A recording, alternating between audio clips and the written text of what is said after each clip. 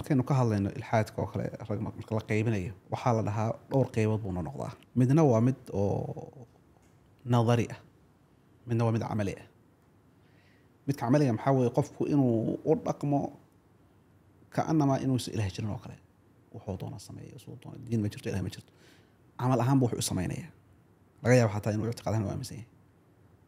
midna waxaa weeye waa mid oo nadari ah oo qofkii wuxuu diidan yahay ilaahay subxana wa tacala jiritaankiisa dadka marka ilxaadka nadariga qaadanaya asbaabo badan baa u geeya asbaabii baan wax kusii dardaraynaa oo si guud caama dadka qaybo ka mid a waxaa weeye waxay ka tahay khaalif tucraf macnaha khilaaf ha lagu aqoonsaday qof meel si jira ma aanba qofkani wuxuu isku arkaa qof iska daciifa oo iska maskiina caanabay dadku inta badan hadda raadiyaan waa la socota qofka marka si uu caanbaxo loo wadwado social mediaha rag waaweyn oo mufakiriin ama magaciisa ay la doodoodaan shaksi caana u noqdo muxuu samaynayaa afkaaro marka diinta lid ku ah ama afkaaro ilxaadi wax noocaas ula imaanaya qofkaas marka qof meel sii jiraba maba aha ma intaa yartahay oo mataqaana wuxuu ka rabay maxay inuu caan noqdo kuwo shubhaad baa ku furan oo ilxaad shubhaad baa la dhahaa shubhaad baa ku furan aan aad u adkayn una baahan in si dabacsan looga jawaabo kuwaas marka maxay la kulmaan inta badan waxaa laga yaabaa khitaabka diiniga marka la dhaho waxaa jira firqooyinka laftooda way sii kala duwan yihiin dad xoogaa mutashadida jira oo yara adag oo qofkii as leedahay waxay la rabaanba inay sii riixaan qofka asaga qofku inuu kusii fogaado sii gal udkhul naarta gal caadi ah qofki marka uu in badan baan kala hoos ku arkay dad soo bandhigay dhahay war saasaan qabaa kanaan qabaa oo la fogeynayo group lead laga dhahayo mataqaana meeshuu yimaado leeyahay qofkan asagaa wax faafinayo nooca cabsi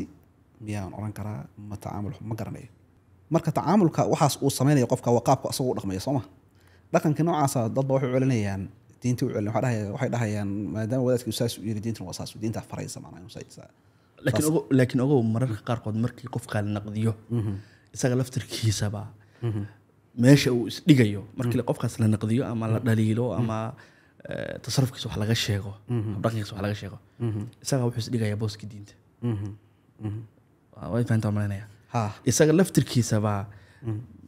falcelintiisu waxay noqonaysaa waryaha ma diinta ka soo horjeedaa tusaale ahaan oo kale waxaa aada looga doodaa waxaa laga yaabaa dumarku inaysan xuquuq ku lahayn mararka qaarkood xuquuqdooda inta badan lagu tunto dhanka ragga ama bulshada dhexdeeda markii la damco miiska lasoo saaro in mawduuca laga doodo waxaa leeyahay dumarka xuquuqdooda ilaahay waa u dhamaystiray anuu ilaahay kama hadlin dhamaystirkuu siiyey waxaan ka hadlayaa waaqaca marka ma moodaa qaabka yani inaga laftirkiina waa aragnay dhallinyarnimadeenii waxbaa naqdinaysaa waxbaa dhaliilaysaa waa lagu caburinaya qofkaas rajuldiinkaas meeshuu isdhigayo isbarada isku horgoynayo ama silaaxa uu kugu waajahayo ba waxay tahay huwa alxaq walaxaq huwa alxaq walaxaq yani isagiibaa xaqa ah isagana kaa saxsan ma ahan moogta inuu kaa saxan yahay keliya ma ahan xaqiina wuu u taagan yahay marka taas waxaa laga yaabaa in qofkaas uu sii durko oo dhaho warnaga tag waxa weeye haddaad booskaa isdhigayso qofkaas inuusan macrifo fara badan lahayn maya horta waa runta xaqiiqatan wax jira weeye taqdiiska zaa'idka oo loo samaynayo dadka loo samaynayo wadaadada loo samaynayo qofkii la gaarsiinayo heer aan uusan gefi karinba laa yukhti si fiican yani haddii la dhaleelana ay ka dhigan tahay diinta islaamka in la dhaleelay waa khalad hadda waad garanaysaa qisadii cumar bin khataab camar bin caas baa suuriyan ka khaldin cunugiisa markuu ninka wax yeelay oo hadhowda loo soo dacwooday oo layidhi qibtiga haa uu yidhi ka qisaaso ka argudo oo xanaaqay oo yidhi mataa istacbadtum annaas waqad waladathum ummahaatuhum axraara ina isagu wuxuu isku hadlaynaya wuxuu ina camar bin caas wiilkiisii baan ahay wuxuu doona u samaynaya marka arrinta noocaasa way jirtaa qofka haddii laga badbadiyo la buunbuuniyo wuxuu isgaarsiinayaa meel uusan position uusan lahayn buu isgaarsiinaya hadhowdana isagii baa qudsiya issiinaya nafsal arrintaas waxay ku dabaqmaysaa siyaasiyiintiin oo kale hadda soomaalida marka hadda fiirisid siyaasigu bulshada yani wuxuu u haystaa caruur suu doona ula hadlaa lianna maxaa yeelay wuxuu haystaa dad gar iyo gardaraba hee asaga wataa ma kala jecla marka wuxuu doonu samaynaya wuxuu doonu dhacaya wuxuu doonu samaynaya hadhowna dad baa ku difaacaya wax kasta uu mataqaanaa sameeyo wax sax dad baa ku difaacaya dabtaasoo kale wadaadadii waxaad qaybo ka mid waxaad arkaysaa in asagoo khalad samaynaya dad masalanba ku xadgudbaya dad caburinaya qof mataqaanaa abuse garaynaya in haddana uu asagu se saxsan yahay uusan hadli karin gaar ahaan dumarka oo kale iyo carruur dadka tabarta daran oo kale baa laga yaaba in cagsii saaro cid hadli kartana aysan jirin qofka noocaas oo kale marka oo cuqdada noocaas ku soo koray oo xaaladda noocaas oo cid uu u dacwoodo masaajidkii haddii laga soo dacwooday baa xagee loo carreeya miyahay si fiican aad iyo ma garad aad iyo aad cid u dacwooda aysan jirin markuu masalan ba taga qofkaasi waddan reer galbeeda oo xor baa ta laleeyahay wax kastaba oo la dhageysanayo waxa weeye isagoo caytamaya la maqlayo la dhageysanayo awalna isagoo aan caytamayn oo baryotamaya baa la caburinayay markana isagoo caytamaya la dhageysta ustaadii laba su'aalood baa maskaxdeeda ka guuxaya mid aan soo hormariyay inaga dhallinyaradeenna markaad social media fiiriso dabcan waad sheegtay waxaad tiri dood aad u fara badan baan soo gali jiray xilligii club houseka waxaad moodaa inay in badan dheerti tahay ama ay rasan tahay dooda markii laga doodayo aysan waxba dhaamin doodaha kale qabiilka waxaa suuragal ah in aad aragto qof mulxid ah ama wax yar diinta diidan oo su'aalo fara badan qaba in lagu jawaabayo cay dadka caamada ah si khaldan ugu jawaabayaan cidda xataa aqoonta leh ninka qofka keliya is dhihi karo u jawaabi karaan uu leeyahay ilaahay ku soo hanuuniyo u duceynayo waa duco qofka in la dhaho ilaahay ku soo hanuuniyo waa wax aad u fiican laakiin meesha bugtay ma bogsanayso ma la is oran karaa innaga dhallinyaradeenna mawaadiicdaas ka agdhow ama fikirkaas qaatay xujada ay haystaan inta badan ma ahan xujo oo qota dheer xujo adag culus ma la is oran karaa horta xaqiiqatan arrintan ah sida loola tacaamulayo dadka ilxaadka qaatay horta aan halkaas sax wax yar marnaba xujo ay haystaan ma adkaan karto yani marnaba xujadoodu waa daciif qof dhahaya ilaah ma jiro ilaah nabi ma jiro qofka dhahaya marnaba xujadiisu xujo qawiya ma aha sida saxda macnaha halkaas yara waadixiyo si aan noo fahmin inaan leeyahay qofkaas xujo adag ma haysta waxaan ka hadlayaa doodiisu maclimaysan tahay su-aashaas ay tahay horta markaynu ka hadlayno ilxaadka oo kale rag marka la qaybinayo waxaa la dhahaa dhowr qaybood buu noqdaa midna waa mid oo nadari ah midna waa mid camali ah midka camaliga maxaa weeye qofku inuu u dhaqmo kaanamaa inuusan ilaah jirin oo kale wuxuu doona sameeyo suu doona diin ma jirto ilaah ma jirto camal ahaan buu wuxuu u samaynayaa laga yaabo xataa inuu ictiqaadahan u aaminsan yahay midna waxaa weeye waa mid oo nadari ah oo qofkii wuxuu diidan yahay ilaahay subxana wa tacala jiritaankiisa dadka marka ilxaadka nadariga qaadanaya asbaabo badan baa u geeya asbaabii baan wax kusii dardaraynaa oo si guud caama dadka qaybo ka mid a waxaa weeye waxay ka tahay khaalif tucraf macnaha khilaaf ha lagu aqoonsaday qof meel si jira ma ahanba qofkani wuxuu isku arkaa qof iska daciifa oo iska maskiina caanabay dadku inta badan hadda raadiya waa la socota qofka marka si uu caanbaxo loo wadwado social mediaha rag waaweyn oo mufakiriin ama magaciisa ay la doodoodaan shaksi caana u noqdo muxuu samaynayaa afkaaro marka diinta lid ku ah ama afkaaro ilxaadi wax noocaas ula imaanaya qofkaas marka qof meel sii jiraba maba aha ma intaa yartahay oo mataqaana wuxuu ka rabay maxay inuu caan noqdo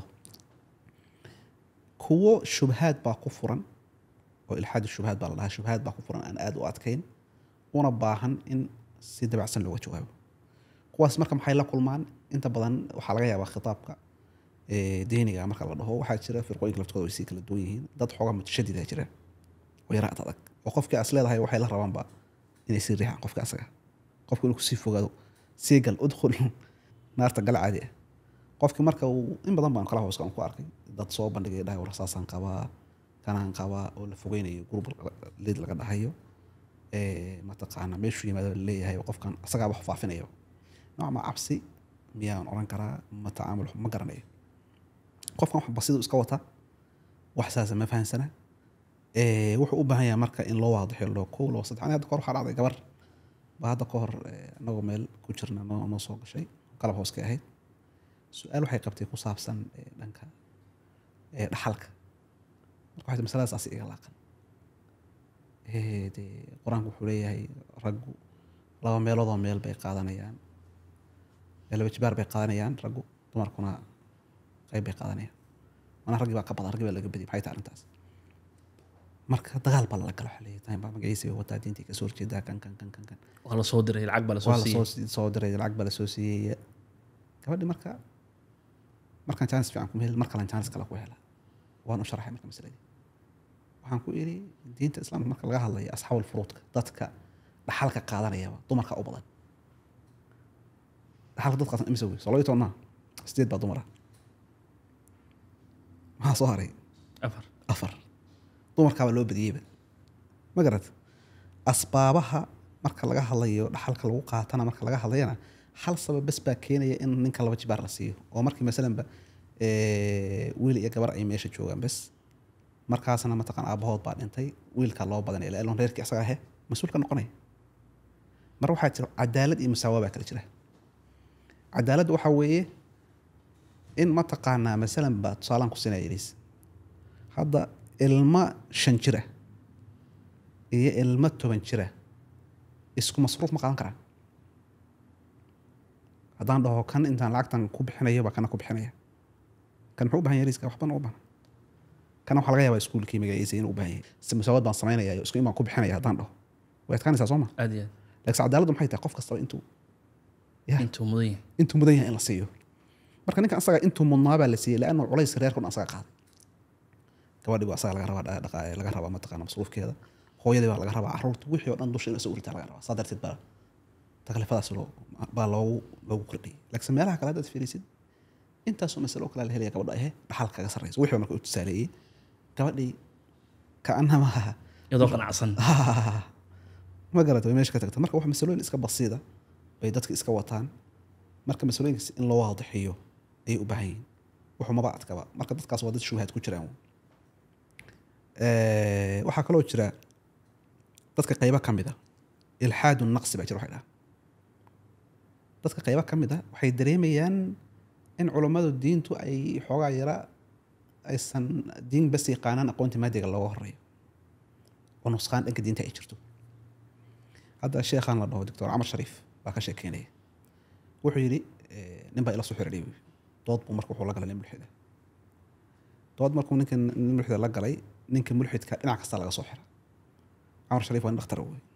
dhakhtarnimana waa bartay diintana wuu garanaya sayniskii iyo falsafa dhinac kasta la isla galaasaa meel kasta waa laga soo xira cunug yarkaa isla markii mulxid buu cunugii wahaa buu yidhi doodii asagoon kala bar dhammaysan buu yidhi aaba shahaadada ii qabo shahaadada ii qabo maxaa dhacay suu ninka asaga waa dhegeysan jiray wuxuu iskaga kaa dhigi jiray nin balaaya ka dhacday ma garad culumadana wuxuu oran jiray ma yaqaanaan saynis ma yaqaanaan mataqaanaa culumta kale waa eber weeye ha dhegeysanin waxaasuu oran jiray asagii markii maanta la qabtayna yaa dee shimbir buu noqday waxba waa sheegi waaye ma garad marka tanmiiqa iyo qurxinta iyo sheeka beraleydaas dad badan lagu qabsanaya ma garad marka waxaa laga yaabaa nusqaan buu qofku markaa dareemay wuxuu leeyahay ama wax ka jiraan waxaan qofkan aqoon diin maadina waa haystaa diinna waa haystaa aqoon diintuna diintii wax ma garan diintii bas bay garanayaan maadiga ma garan wax noocaas oo kale marka waxaynu u baahnaa culamada naftirkeedu inay dhanka maadigana ay awoodda saaraan diinina labadaba la isku daro waxaan u baahannahay erigaas baan kasii soconaya ma jirtaa dhalinyaro ama dad ducaad ah ama dad aqoon-yahan ah oo dhalinyaro u badan oo maantay mawduucan aad ka midaysantihiin idinku u qorshaysan tahay inay si cilmiyeysan u waajahaan afkaarta noocan oo kale ah dhalinyaro badanoo waxaa jirta runtii dadaal shakhsi ahaaneed wada oo badan oo mataqaana aan yarayn meelo badan oo kala duwan jooga baa jira laakiinse ma jirto wax madallo ama mu'asaso ku midaysan oo taasoo macnaha isku dhaarsatay in hawshaa laga hortago ee qof kastaba gaarkiisa iyo dadaalka ugu jira dhalinyaro badan oo reer Hargeysa jira kuwa reer Muqdisho baa jira kuwa reer Puntland meelo badan oo kala duwan dadaal ka socda way jira laakiin xiriir waxa leeyihiin xiriir guud korka la iska warqabaa laakiin isku xirnaan oo arintaas qaab mu'assasi ah system nidaam yani ama ما urur ahaan kama hadlay laakiin hataa inaad iska war haysaan oo aad yani ku wada baraarugsan tihiin mawduucan inuu yahay khatar soo socota oo way jirtaa taas way jirtaa dhalinyaro badan oo iska warqabno aan isla xiriirno arrimahaasna runtii labtooda ku foogan dadaal badan ka geysta culimada waaweyn way jiraan rag hawsha ku baraarugsan laakiinse ma badna hadda waxaan oran karaaba dhalinyaradu juhdi ay bixinaysaa ka badanba ragga culimada waaweyn dhalinyaro badan oo maadigna bartay diiniga bartay dhinac kasta oo tusaaleesh ka keenaya waa hadda la helaya laakiin culimadii waaweyneed intooda badnayd mawaadiic diinta bas in la daraaseeyay iyo dadka in loo wacdiyo loo khudbeeyay iyo qaabka qisasiga iyo axkaamtii la akhriyay iyo aftirkooda dadaal la kala wadaan laakiin hawshan waxaad moodaa inaysan ma laga yaabaa inaysan u aragba khatar bulshada ku soo socota waxaan in wax weyn inuu yahay mise u aragba horta way jiraan rag ka hadla oo runtii wali waxay u badan yihiin ragga fahansan filinkan oo ka hadla barnaamijkan inuu jiro ragga reer galbeedka ku nool culamada galbeedka ku nool way fahansan yihiin khatartan laakiin Soomaaliya ragga ku nool waxa laga yaabaa waxay u badan tahay intooda badan waxaan aad ugu baraarugsanaa laakiin culamada galbeedka joogta oo Soomaalida ah in badan baynu ka maqalnaa iyaga xataa ihsaa'iyaad xataa sheegaya dhahaya intaas oo ahaan nisba intaas hadda intaas u tagay inta way jiraan rag noocaas waxaanu galaynaa asbaabihii waynu sheegnay muqadameen u samaynay asbaabihii waynu sheegnay Soomaaliya inaga waaqiceenna qaabka uga jiro dhexdeena sidee baa loo daaweyn karaa okay marka inuu ka hadlayno daaweynta horta waxay noqonaysaa arrin la kabya badan iska leh ama tiirar badan iska leh tiir kastana waa muhiim inuu doorkiisa qaato kow khitaabka diiniga waa in uu ku baraarugaa arrinta noocan dadka macnaha dadka la hadla culummada oo mataqaanaa isheg manasaadka tawaasul ijtimaaciga baraha bulshada isticmaala hawshan horta inay xisaabtooda ku darsadaan inay jirto ayna markaas ku howlgalaan say u samayn lahaayeen albinaa alfikri walcaqadi walcilmi dadka in la dhiso fikirkooda la dhiso mawaadiic ku saabsan dadka fikirkooda dhisitaankiisa mawaadiic ku saabsan caqliyan dadka in loo koriyo wacyiga dadka in la koriyo shubahaadkii nimanka ay soo jeedinayeen in laga jawaababa already waxa la dhaho taxsiin qofka in la ilaaliyo qofka muslimka ah ama wiqaayo intaysan waxaan soo gaarin shubahaadkan soo gaarinin dadka in wiqaayo loo sameeyo ama manaaco waxay dhahaan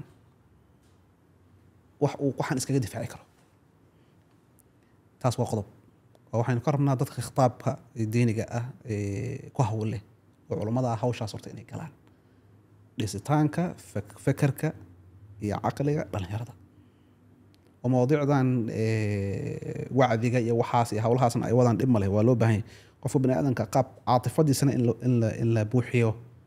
oo caatifi ahaan oo ruuxdiisa la koriyana waa loo baahan yahay caqligiisa in la koriyana waa loo baahan yahay marka jaanibka caqliga ahna in awoodda la saaro oo culumtii khusaysana dadka loo akhriyo sida cilmu kalaamka iyo mantiqa wax la midka taas waa qodob tan labaad waxay tahay mu'asasaadka diiniga ah oo rasmiga ah dowladda markaynu ka hadlayno sida wasaaradda awqaafta oo kale iyo mu'asasaadka kale oo diinta ku tacalluqa laftirkooda inay door ka qaataan arrinta noocaas oo ay sameeyaan dadka diinta dadka bara in ta'hiil loo sameeyo la dhiso inay soo saaraan hadda azar oo kale iyo mu'asasaadka wasaaradda awqaaf oo kale maxay sameeyaan sanad kastaba macradka inaad tagtaan malaynaya معرض الكتاب للقاهرة واتك تصومها كتب يصوبان لك أي كجهليان أحداث تحدث شرته أفكارها عصوبة وفافية أي كجهليان يصوبان لك أيوة كتوابية حلولنا أورادنية حلنا أورادنية مركز مؤسسات رسمية ما مركز الصومالية وزارة الأوقاف كتاب صوصارتي مركز بدك المعنون مليهن دار الإفتاء حاس مليهن تاس مليهن لكن وزارة الأوقاف أو خلال تركيض على الأقل وهذه صدق حقوق بنين حيسكون ضيضوا كتب بالله أما السنة الله وأفكارها هذا الشراء هي الشبهات أي كذا جواب بس إنسان صارته shaqada ugu adag ee qabato wasaaradda awqaaf Soomaaliya waa dadka xaj kala geeyo bas waxaan shaqo kale ma qabato ma qabataa shaqo weyn baa sugaysa maadaama diintii awqaafta iyadu mas'uul ka tahay masaajidda aymadii joogtay in tadriib loo sameeyo oo masaajid qofkii wadaadkii uu noqdo wadaad waaqic la socdo yani wadaad waxaa arkaysaa khudbooyin waxay akhrinayaan afaan yani wax aan waaqic la socon shughul ku lahayn qofkan khudbad u akhrinaya waa inay noqdo khudbad waaqici ah waaqic la socota wadaadku yahay wadaad wuxuu oran jiray sheekh Xasan Bashiir qofka daaciga waa inuu noqdaa yani مرتبطا بأصله ومتصلا بعصره قف أصل كيسو دينتنا كحرا يا عالم كيسنا لصعبة واقعي قف وإنه نقضه مركز الدعاء ده وحاجة ترى أزرق هذا وحاجة قبطات تدريب الدعاء بيسميسا وزارة الأوقاف وكله ضد بيسوق قاعدة لهيد أزرق كين لهيد ولا تدريب لها دتك ولا طابر لها خطبوين كي واقعيين بلغات لها يعني مواضيع مستجدات كمركز ترى يعني لف الجري كران لفتر كود صو صار كران صو صار كران عندي بأزهر لفتر كذا فريق كوجدان تهاي markii Soomaaliya joogo qabar azharta adu aad leedahay waxbay tababaraysaa cashar bixinaysaa hadii Soomaaliya markii la joogo iyada laftirkeeda farqu gudan tahay way jirtaa oo yani hada firqa islaamiga ay way jiraan dad qibladoodu tahay dhanka Sacuudiga oo dhankan azhar iyo hagaas ayagu aan wax weyn ihtimaam weyn siin ayaga laftirkooda hadii ay jiraan meelo kale qolooyinkaas hadba meesha cid baa qabatay moqt anuu cidna hal fogay ma dhahayno hadba meesha cid baa qabata cid meesha haysata hadii qolooyinkan azhar ku xiran haday haystaana wardadkiina soo kaxayso xagan ku tababaro dad mutaqafiin caalamka la socda ha noqdaan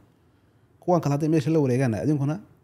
meelo fiican oo muassaad iyo maraakiis iyo haday jiraan dadka tadriib hadda way jiraan Sacuudiga oo kale rag dhalinyaro soo kacayo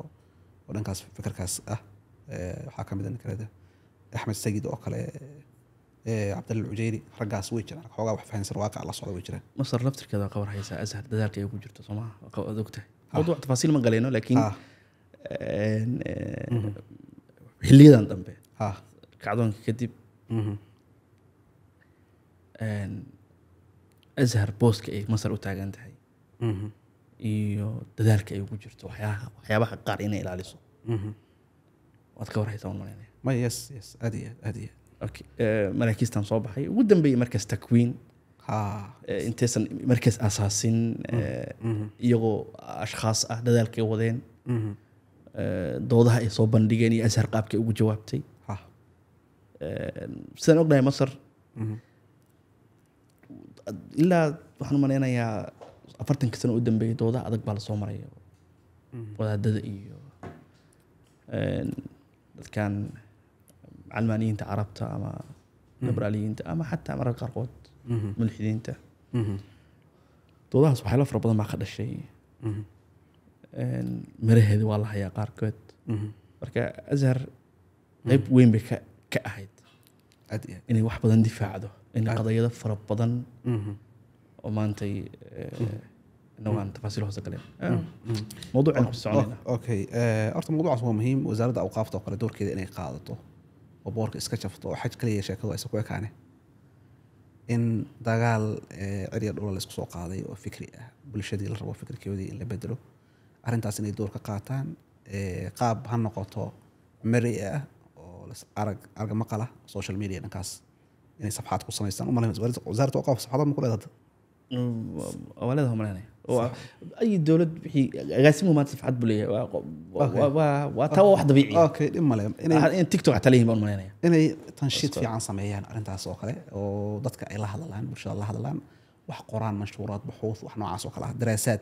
arrimaha ku saabsan oo wax kasto markaas cusub oo afkaartaas ay meesha marayso in la socdo shubahaadka dhalinyarada laga jawaabo taas oo wiilka yar su'aalaha fudud qaba dhowrka su'aalada fudud qaba safety loo hortaagan yahay ka warsaga waa khalad weyn yani horta waxaa jira marxalada muraahaqada qofku misalan intuu qaan gaarin oo kale su'aalahan jiraalka maarata wujuudiga uu isweydiiyo qofku marka qofka hadii la sii caburiyo oo la dhaho maxaad iyo waa mamnuuc su'aashaas rabbi weydiin kara oo kale rag baa laga sheegay hada su'aalu rabbi lirabb su'aal bani aadan weydiin kara ma ahan rabbi weydiin kara waxaa dadka in lagu dhawaaqo khalad waxaa la rabaa qofka si wanaagsan in loo qanciyo su'aashiisana qaab cilmiyeysan inta loo taxliiliyo dhinac kasta wax laga tusiyo qofka asoo qanacsan buu markaa tagaya waxaan wax weyn maaha waa shucuurada qofku kacaysa weeye in la damiyay u baahan tahay marka in la siishada marabto taas waa qodob dhankaas marka waa wasaaradda awqaafka iyo muasasaadka rasmiga ahaa bay ku saabsan tahay arrintaasi waxaa kaloo loo baahan yahay iclaamka laftigiisu inuu qaybsi qaato iclaamku maadaama dal islaama aynu nahay mawaadiic bannaa ah wax dhisaya bulshada wax kusoo kordhinaya hadda maasha allah yani goray podcast oo kale aad baan ugu mahad celinaynaa qaabkan quruxda badan dad intay soo fariisiso waraysato bulshada yani fikirkeeda in la waxay jiraba marka laga hadlo dhan siyaasadii dhan diin dhinac kasta wax loo baahan yahay waana wax ku daysho mudan runtii arrintan oo kale marka u baahan iclaamkan kale oo wuxuu maanta oo dhan dee waxbaa la dilay waxbaa la qarxiyey iyo salbiyaad bas bay ka hadlaan inta badan in arag waxbaa kan wax iijaabiyaadka lagama hadlo hadda waxaan aad ugu faraxsanahay oo ammaanayaa dhalinyarada Soomaaliyeed oo weedan bilowday dalka quruxiisa inay soo gudbiyaan wax iijaabiya oo taas weeyaan iclaamka marka in looga faa'iideysto dhanka positive-ka ayaa la rabaa oo afkaartan laftirkeeda ee lagula dagaalamo la soo casumo dad mutakhasisiina mawaadiicdaas u leh mataqaana khalfiyaad u leh cilmi u leh in arrimaha noocaas oo kale ay ka hadlaan falanqeeyaan shubhaadka markaa jira ay ka jawaabaan iclaamkuna inuu qaybtiisa ka qaato waa muhiim waxay kaloo ayaduna muhiim ah dowladdu marka laga tago wasaaradda awqaafta arrintan inay qayb ayaduna ka qaadato dowladda qaybta ka qaadan karta maxay tahay faqriga iyo jahliga inay la dagaalanto يعني فقري وحيالها ugu badan oo gaalnimada iyo ilhaadka iyo wax kasto xunba faqri bay ka dhashay soo garanaysa bulshada haday faqir noqoto cid kasta ka faa'iideysan karta ana hada mawaqif badan baa runtii garanaya xaqiiqatan shakhsiyan dawladaha qayba kamid ah waxba بدون ذكر الاسماء dad aan la tacaamulay oo iska ducafa aha dawladaha islaamka kamid ah أنا مركو والله أدي وحنا عصر الشقيني دوا دريمي زادت كاس يعني وحبا هين إن ديارو يهين إن سيستان دينتو إحدى وين الأحد فعلا ده النوع عاصو وحيرا وحبا هين ثم بثمن قليل دينتو دي مبدأ السيستم مركو ضرنا وحور راسخ ما هين باهنا ويك ويتبت باهي سو مركو طول خلاص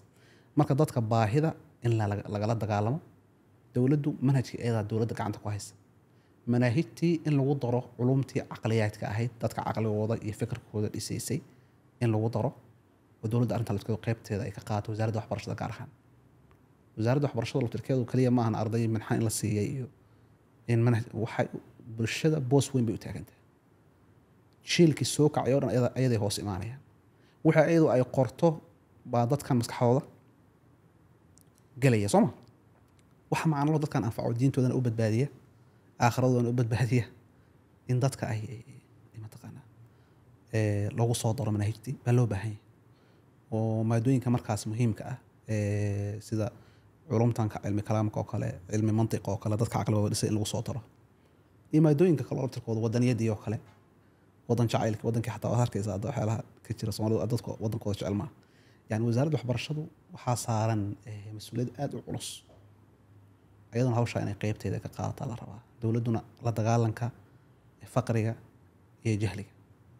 إني قيبتي ذاك قاطع مرك أنت أصو إسكاشنيس أنت هذا إسكاشته waxay ila tahay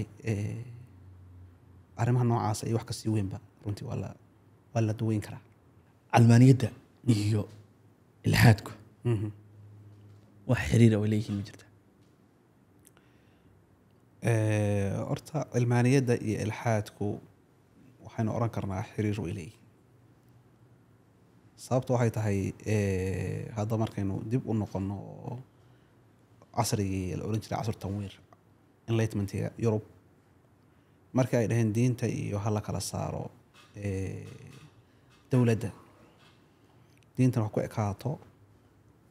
masaajidka iyo meelaha cibaadada ku ekaato markii ay saa dhaheen kadib waxaa ku xigtay in arrintii sii tatawurtay oo ay dhaheen diinta nolosha dhan laga saaro ay qaateen waxa la dhaho al-cilmaaniya shaamila yani nolosha waxaynu diin uga baahanahay way jirtaa marka تطور كاسا وحو كيني إن دينتي ميشا لغا سارو أو ما تقانا وحلوغا باهي هيبا أي سجرين مركا هذا هو الإلحاد كاسا هو الإلحاد وي يعني دينتا دي عرضو لغا سارو والله هو دينتا nolosheena ijtimaacigaana bulshadna uguma baahnin tan dhaqaalana uguma baahnin tii siyaasadeedna uguma baahnin haddii la dhaho dee maxaa harayba khalaas. midda kale markay qolooyinka hadda cilmaaniyadda soo waarida oo mataqaana caalamka islaamka keena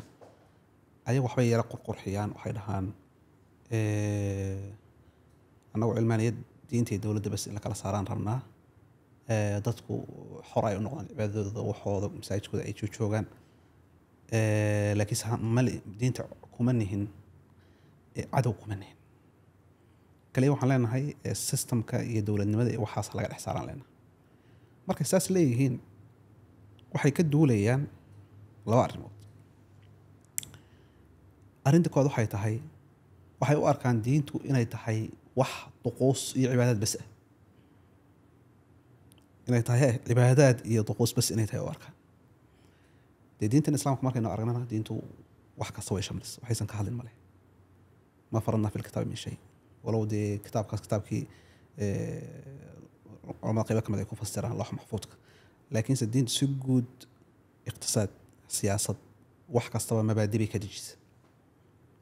oo dadku la raba inay ku socdaan. mabda waa xayndaab guud oo saa inoogu hareeraysan oo la rabo dhexdiisa aan si xorriyada ugu socon karno, laakiinse aynu tallaabi karin. siyaasaddii mabaadi gaaraa loo dejiyey, cadaalad in lagu dhaqmo, inaan cidna la dulminin, fasaadka in laga fogaado, mataqaanaa cidda u qalanta oo mataqaanaa dadku inay qofka aslaxa ugu wanaagsan inay meesha keensadaan. mabaadi guud bay leedahay waa khalad. shuuradii baa la baneeyey. shuuradii baa la baneeyey, mabda'i shuurada, mabda almusaawa, mabda alcadaa, mabaadidaas oo dhan bay diinta islaamka ku dejisay. marka haddaan dhahno mabaadidii diinta islaamka ku dejiso akhlaaqi oo dhan meesha aan ka saarno oo mataqaanaa annagu aan saan doono yeelno, taas waa xaalad adag ma garata. taas marka waa qodob. diinta islaamka wax kasta mabaadi u jira, iqtisaadka mabaadi leeyihiin, mabaadi bay u dejisay, dhaqaalihii baan ka wadaa, siyaasaddii mabaadi bay u dejisay, noloshii guud ahaan mabaadi bay iska leedahay u dejisay. marka mabaadida islaamka haddii la dhaho nolosha laga saaro, that means waxay tahay waxaa doona aan samayno sidii bahaynta aan u noolaano. taas waa qodob. marka marnaba islaamku uma baahan karo ama waxaan oran karnaa marnaba bulsho muslim ahay uma baahan karto nidaam aan ahayn nidaamka islaamiga ah. absolutely. yani islaamku asaga isku filan. yani islaamku mideeda kale wuxuu ina farayaa bini aadamkii caqligiisa wuu fasaxay xuduud markaas aan ka hor imaanaynin thawaabidda. yani waxyaalaha thawaabidda oo asaasiga ah waxaan ka hor imaanaynin qofku inuu ku fekero, dadku mataqaanaa systemka markaas ayagu ay u arkaan inuu soconayo inay la yimaadaan. hadda waad aragta xilligii dowladdii islaamka khilaafay marka hore ahayd sooma, khulafaa rashidiin. marka dibna maxay noqotay boqortooyo, mulki bay noqotay sooma.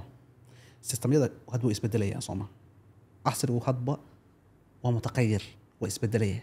sooma. marka dadku waxay rabaan hadba nidaam markaa u suubada casrigaas ay nool yihiin. diintu marka uma diidana in ay la yimaadaan nidaam casrigoodaas u suubada, bishartihe inaysan mabaadidii guud oo markaas siyaasadda mabaadida guud islaamka uu dejiyo siyaasadda uu dejiyey inaysan ka bixin. soo ma garanaysa. marka ayagu waxay ku doodaan, waxay dhahaan diintu waxaan u leenahay laga saara siyaasadda, diintu waa thawaabid, way sugan tahay, isma babadesho. taana waa beentood wey. diintu thawaabidna way leedahay, mutaqayiraadna way leedahay. wax suganna waa jiraan, wax isbedelna waa jiraan. waxa sugan waxaa akhlaaqi mabaadida akhlaaqda waa suganta, caqaa'idku waa sugan yihiin. waxyaalaha furuuda ilaahay far la yeelay oo mataqaanaa sida mataqaanaa cibaadaadkii oo kale wax sugan wey. soo ma garanaysa. waxyaala sugan way jiraan, laakiinse waxyaala mutaqayira jira diinta islaamka. waliba inta mutaqayirka ah baa ka badan inta aan mutaqayirka. inta isbedelaysa baa 100 jeer ka badan inta aan isbedelayn. intaan isbedelayn waa wax kooban. inta isbedelaysa way badanta. mucaamalaadoo dhan way isbedelayaan. mucaamalaadoo dhan dadku hadba casriga ay joogaan, waqtiga ay joogaan ba isu bedelayaan. su-aal yar baan isleeyahay dadka daawanaya qof ka mid a maskaxdiisa waa ku jiri kartaa. waan jeclahay inaan ku weydiiyo qofku sideedaba muxuu diin uga baahan yahay? horta markaynu ka hadlayno caalamkan waxa yaala ama afkaaraha caalamka yaala waa dad ahlu diin haysta, dad cilmiga u aaminsan inuu booskii diinta galay, iyo dad falaasifa ah oo ayagu kaga dhow kuwaan ahlu diinka kaga dhow. waa saddexda qaybood. diintu marka labadan waxaysan ka jawaabin bay ka jawaabaysaa. falsafadoo kale, falsafadu waxay la hadashaa caqliga qofka bini aadanka bas, ruuxdiisa iyo caatifadiisa iyo qofku baahi wuxuu leeyahay nafeed buu leeyahay, jacayl, farxad, murugo, waxyaalahaas oo dhan waxaa la dhahaa cawaatif baa la dhahaa ama mashaacir. mashaacirta falsafada lama hadasho, shuqul kuma leh. maxaa ka maqan? mashaacirta waa ka maqan, qofkii qayb dhan oo ka mid ah falsafada ka maqan. marka falsafad boos diin ma gelin karno leanno qayb dhan baa ka maqan xagga iga dhig falsafada. waxaan u imaanaynaa cilmigii. cilmigu ma leeyahay mashaacir? ma leeyahay. dareen ma leeyahay cilmigu? waxba dareemi karaa? dareenka qofka ma la hadli karaa? caatifadiisa ma la hadli karaa? cilmigu dareen ma leh. waa cilmiga sayniska hadda jiraan ka hadlaynaa, saynis baan ka hadlaynaa. waa kow. caqliga qofka bini aadanka ma la hadlaya? mararka qaar waxaa dhacda inay dhahaanba caqliga aan ilqayno, ayagoo caqliga uma arkaanba il aqooneed uma arkaanba, oo waxay leeyihiin itusoo itaabsiye bay inta badan awoodda saaraan. waa xisigiin xawaastaas, dareemayaashaas bas bay iyagu awoodda saaraan. maxay meesha ka saareen? caqligii axaasiistii, dareemayaashii qofka gudaha ahaa, wixii oo dhan meesha wax ka saareen. asagoo marka falsafadu kasii darnaday. marka waxaan caadifadeedana, raqabaadkayga iyo waxyaalaha caadifiga oo nafteyda aan buuxin karin, caqligana wax weyn, ahmiyad weyn ba aan siinaynba. ya oo caqligu qof bini aadan qayb ka mid ah wey. boos ma ii geli karaa marka? diin ma ii geli karaa? no. diintu caqligana waa la hadlaysaa, caatifadina way la hadlaysaa, labadaba. waana labada qofka uu ka kooban yahay jirka marka laga tago, caqli iyo caatifad. caqligana way ii buuxinaysaa oo jawaabo caqliga maangal ah oo caqligayga mataqaana anfacaya isiinaysaa, oo su-aalaha ugu muhiimsan ah, jiraalka su-aalihiisa bay ka jawaabaysaa. xaggee ka nimid? yaa hortana abuuray? maxaana loo abuuray? maxaana adduunkan u joognaa? sababtan u joogna maxay tahay? xaggee ku dambayn? waxyaalo waaweyn oo saynis walaa falsafad walaa waxaasoo dhan iska jawaabi karin bay ka jawaabaysaa diintu islaam. diintu ka jawaabaysaa. qofku waana su-aalaha ugu badan oo qofka xataa dadka qayba ka mid ay ku waashaanba. war maxaan ahay aniga? yaa i keenay adduunkan? yaa adduunkan i keenay? maxaa la ii keenay? waxaan cadaab tahay oo balaada ay wareerka buuqa, maxaa la ii keenay? maxaan ka qaban? xaggee ku dambayn doonaa? yaa iga dambe? qofkii waxaa laga yaabaa su-aalahaas inay wereeriyaanba, waalaan asagoo dhanba. diintu su-aalaha bay si sahlan uga jawaabaysaa. marka su-aalihii jiraalkao dhan haddii lagaga jawaabayo, waliba si sahlan lagaga jawaabay mantiqa caqliga la, caatifadaada iyo raqbadaada in lagu buuxinayo, ya ma u baahan tahay mise uma baahnid? waad u baahan tahay. marka qofka diintu waa u baahan yahay, waa lagama maarmaan weeye. marka aynu ka hadlayno marka wujuud jiraalka diimaha yani diin iyo bini aadan yaa horreeyey, waa su-aala la isweydiiyo. bini aadanka iyo diinta horta yaa horreeyey? taarikhda waa la baara. bidaa'igii yani insaankii bidaa'iga ahaa baa loo tegay, taarikhdiisa loo tegay oo la baara. diin buu haystaa. dadka timaarta iyo ku noolaa, miraha ku noolaa, dadka gudaadka geli, cid aan diin haysan ma jirto. ilaa culamada qaybo kamid ay gaarsiiyaan dhahaan waaba fitriba, waa wax qofka bini aadanka ku abuuranba inuu raadiyo war xagee ka yimid, xagee u socdaa. ma garat? su-aalaha noocaasa marka dadkii waxay keentay inay diima samaystaan. diimaha laftooda marka laga hadlayo waxay dhahaan ma diimaha ilaahiyada badan aaminsan baa horreeyey, mise diinta hal ilaah aaminsan baa horreysay. ragga mu'arikiinta ah oo taariikhii hore oo bidaa'iga afriqiya marka la tago, afrikada adqaal afriqiya marka la galo, qabiilo waxaa loo tagaya bidaa'iya. australia oo kale qabiilaa loo tagaya bidaa'iya. waxaa la soo helay dad ilaah waaxida bas aaminsan, waana bidaa'iya. dadka waxay ka soo hareen qadiimka ah. marka waxay dhaheen ilaaha waaxidka ah dadka aaminsan baa ka horreeyey dadka aaminsanaya ilaahiyada mutacadidka ah oo waxaan dib bay ka yimaadeen waa inxiraaf ku yimid diimihii hore hadda diimaha lasoo qaato oo kale waxaa ka mid ah oo tawxiidka marka hore aaminsanay zaradishtiya baa ka mid ah zaradishti dadka qaybo ka mid waxay dhahaan nebi buuba ahaa bay dhaha oo in badan oo tacaaliintii zaradishti iyo islaamka haddaad isku fiirisay in badan oo ka mid way isku egyihiin leanna maxaa yeelay islaamku waaxid wey ninkaas nin nebi uu ahaa bay dhahan waxaa ka mid ah ragga nebiga ku sheegay ibn xazm baa ka mid ah ibn xazm al-Dhahiri wuxuu sheegay inuu ninkaas nebi ahaaba diin tawxiid ku dhisan bay ahayd diimahan kale hinduuga haddaa geshid waxa say u socoto ilaahadan waa baabaa hal ilaah loo tagay bas soo garanaysa marka ilaaha waaxidka ah baa marka hore sheekh bay koonkan ku bilowday oo dadku inay aaminaan ilaah waaxida oo dee koonkan abuuray oo alla xaqa inagu aaminsanahay allahaas marka ambiyo soo diray rasuul buu soo diray dadka uu soo diray dadka waxa weeye risaaladiisa gaarsiisa kadibna ambiyadii waa dad badan baa ka hor yimid waa lagu kacay kadib waxaa yimid diintii ay la yimaadeen risaalada inxiraaf inuu ku yimaado oo qaybana ay noqdaan qaybo oo ilaahya badan caabuda qaybana dee hal ilaah igu caabudana waxay kaloo khalada samaynaya wax noocaas oo kale marka diintu yacni xataa waxaa laga dhahay insaanka bidaa'iga marka laga tago homo maxaa la oran jiray homo sapienski marka loo tago ilaa maxay oran jireen yani lama soo helayo koonka dad soo maray oo bilaadiina lama soo helayo diintu waa xasilooni marka waa xasilooni diintu waa xasilooni qofku ku nagaadayo waa wax qofku ku degayo oo tumaanina qofka siinaya dejinaya mankiisa adduunkana uu waxa weeye xasilooni ku helayo aakhirana uu ku rajaynayo inuu xasilooni ku helo aad iyo aad